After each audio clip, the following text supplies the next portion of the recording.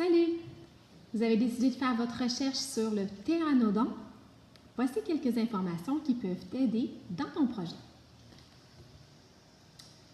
Le ptéranodon est un reptile volant. Les scientifiques font la différence entre les dinosaures et les reptiles volants. On dit que les reptiles volants ne seraient pas des dinosaures, mais qu'ils étaient des lointains cousins, mais ils ont vécu ensemble à la même époque. Ici, c'est une image d'un autre reptile volant qui sont de la famille des ptérosaures. On a le ptérodactyle, on a le rhamphorhynque et ils étaient tous un peu semblables. Ils avaient des ailes, comme des ailes de chauve-souris, qui étaient une peau. Donc, les ptérosaures, comme le ptéranodon, avaient les ailes très fragiles.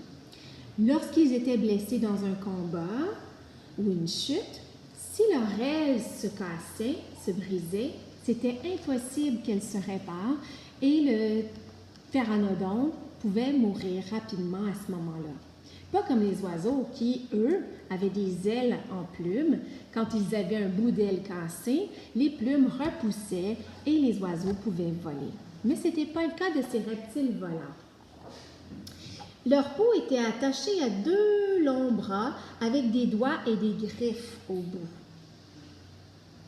Leurs os sont creux, ce qui leur permet d'être très légers et de voler. Ils n'étaient pas très lourds non plus.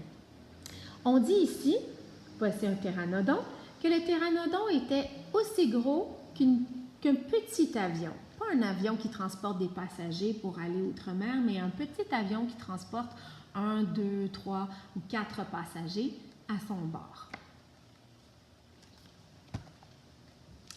La tête du ptéranodon se terminait avec une longue crête osseuse. On la voit ici. Quand ses ailes étaient déployées, ses ailes étaient toutes ouvertes, on dit qu'il mesurait environ 8 mètres de long, ce qui est à peu près long comme la classe. Son long bec pointu était dépourvu de dents. Ça veut dire qu'il n'avait pas de dents. Il était très léger et il survolait lentement la mer à la recherche de poissons.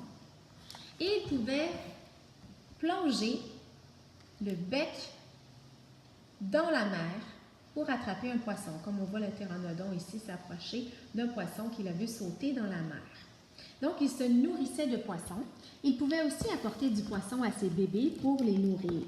Comme on le voit ici, son cousin, le ptérodactyle. Alors, le ptéranodon faisait aussi la même chose. Sa crête sur la tête lui permettait de faire des bruits, de faire des cris, pour communiquer avec les autres ptéranodons. Et voilà, c'est à peu près tout ce que je connais maintenant du ptéranodon. À toi de faire un beau travail. Bonne chance!